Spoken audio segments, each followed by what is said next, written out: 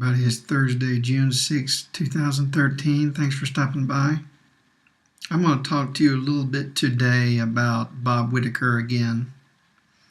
And I haven't really mentioned Bob Whitaker and the moron mantra and the bug swarm Nazis a whole lot lately because there just isn't that much to say, really.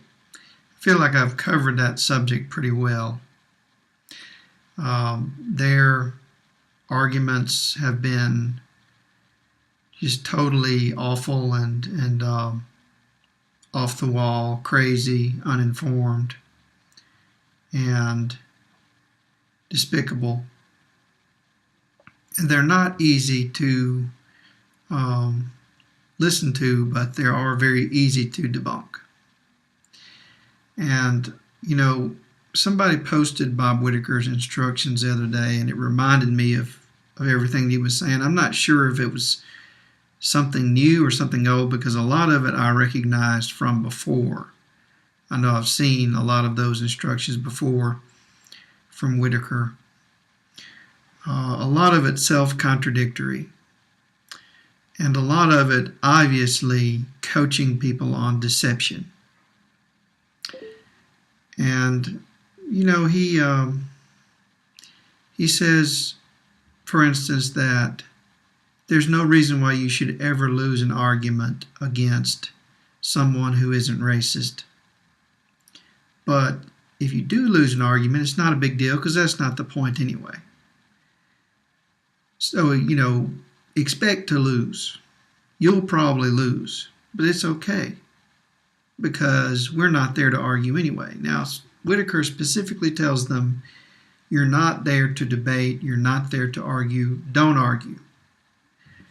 What you do is you copy and paste my words, and you use anyone who is talking to you as a prop. They're just that's just an excuse for you to copy and paste my words again. And keep calling them names, keep calling them anti-white, things like that. Every time you talk to them, say, what do you think as an anti-white? Now, these are people that almost uniformly are saying, I'm not against white people. I'm not a racist. I oppose racism against everybody. And then he's saying, call them that anyway. No matter what they say, no matter how little evidence there is for anything you say, just say it over and over again. And when somebody calls you a racist, object to it, even though it's true.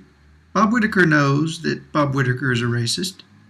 He's not that delusional. He knows he's a racist, but he will tell people to deny it and to pretend like it's not true. In fact, Bob Whitaker tells people to avoid using certain words. And those words are all of the words that describe Bob Whitaker and his followers, because he knows that it's obvious what they are. And if they talk about it, it'll make it more obvious. So he says, never use the word Nazi unless you're going to use it as a Nazi who wants to kill 6 million Jews, which is worse, by the way. Never use the word fascist. Never use the word racist. Now, those are all the things that describe Bob Whitaker and his followers.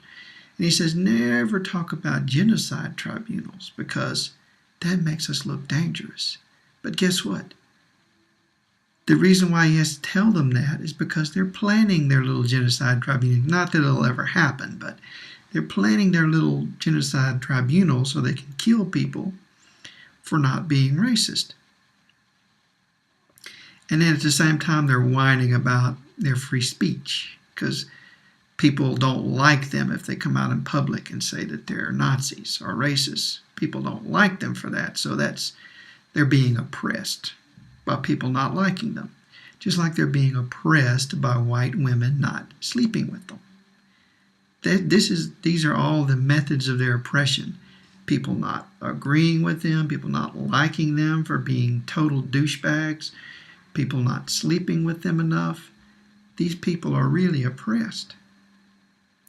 And in order to solve all these problems, all they want to do is kill everybody and enslave everybody. It's not a big deal. Tell you who you can sleep with, who you can't, where you can live, where you can't, what you can think, what you can't.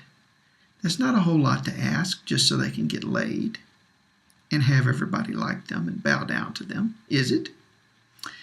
But, they're victims. They're always victims. And, they, like I said, he told them to say, never use the word Nazi, but use Nazi who wants to kill 6 million Jews. And what they're supposed to say is, liberals and respectable conservatives call me a Nazi who wants to kill 6 million Jews. And when they say that, you're supposed to think that's ridiculous, and you're supposed to say, well, obviously you can't be a Nazi who wants to kill 6 million Jews just because respectable people are saying that about you. Which means, first of all, okay, what he's telling them is everybody from the left to the right who are respectable think I want to kill 6 million Jews. They think I'm a Nazi who wants to create genocide. You got to ask yourself, why is that? Why does everybody in the world think that you're a Nazi who wants to kill 6 million Jews? Is it really everybody else in the world who has a problem? Or could it possibly be you? Could it possibly be actually true that they think that about you because you keep talking about other people existing as being a genocide? And there's got to be some way to prevent other people from existing. And then they say, well, you know what? You're a Nazi who wants to kill 6 million Jews. It's because of your rhetoric, because you keep saying that if black people have too many babies, it's a problem. That's genocidal talk, and everybody knows it. Okay, so, it seems to me like Whitaker is really not that bright, and he's gathered together all of these people. It's like a cult, and maybe the cult-like nature of the bug swarm has really infected these people's brains and corrupted them, or maybe they were already just the lowest sorts of people imaginable, and that's what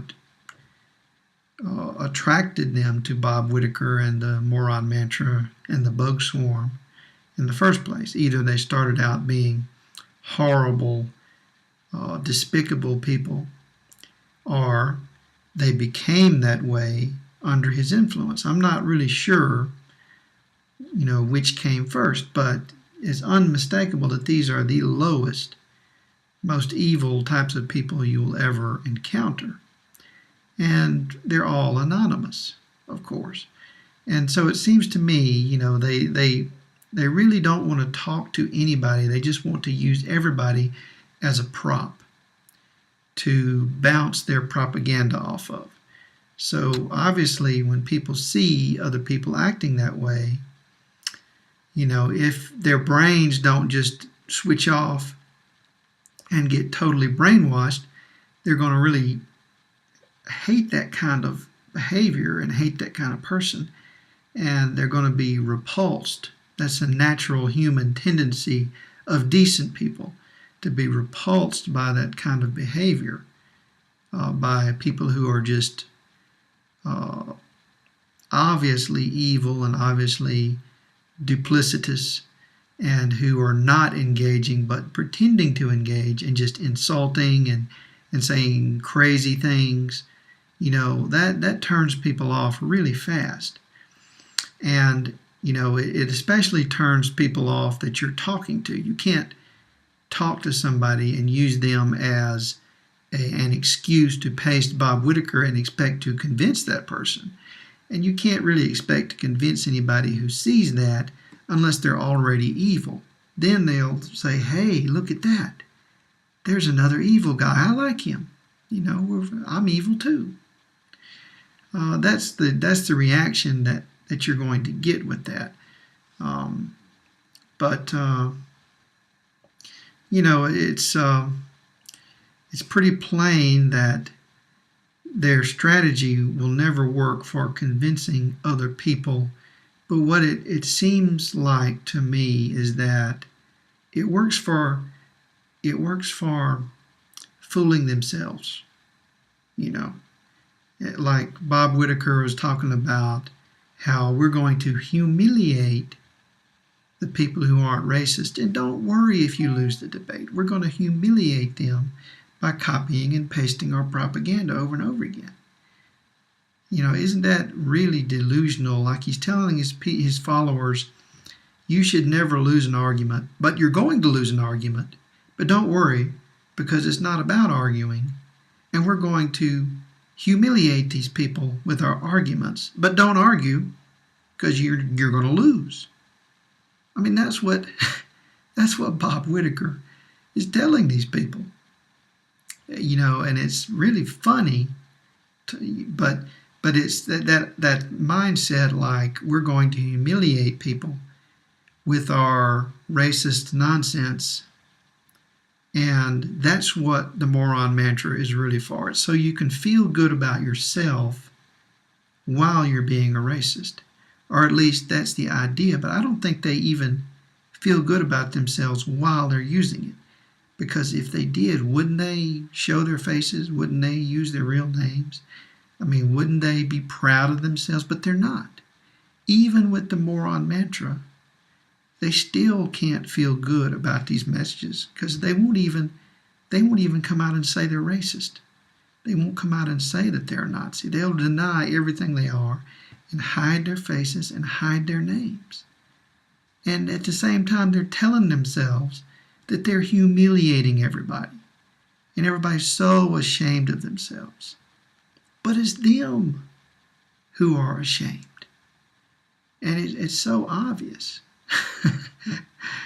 But you know, I just wanted to make that clear that I don't think that the moron mantra has any real legs as a real propaganda tool, because you know, some things, like I've said before, you just can't sell. You can't sell slavery, and you can't sell genocide. No matter how many times you make the pitch, people just aren't buying it. But you can trick yourself and pretend to yourself that other people are being humiliated every time you copy and paste the words of Bob Whitaker, if you want to. And, you know, even if you still feel ashamed, you can lie to yourself and say you're not ashamed because you have Bob Whitaker as a crutch. And isn't that just, you know, it's not sad. I started to say it's sad, but it's not, because the people who are doing it are so degenerate and low and immoral that if they do these things and if it's sad, who cares, right? You know, I don't feel sorry for them. Do you? You feel sorry for Nazis? I don't. And they, you know, they go around threatening people too. But those threats, you know, luckily for them, won't be acted upon. Thanks for watching.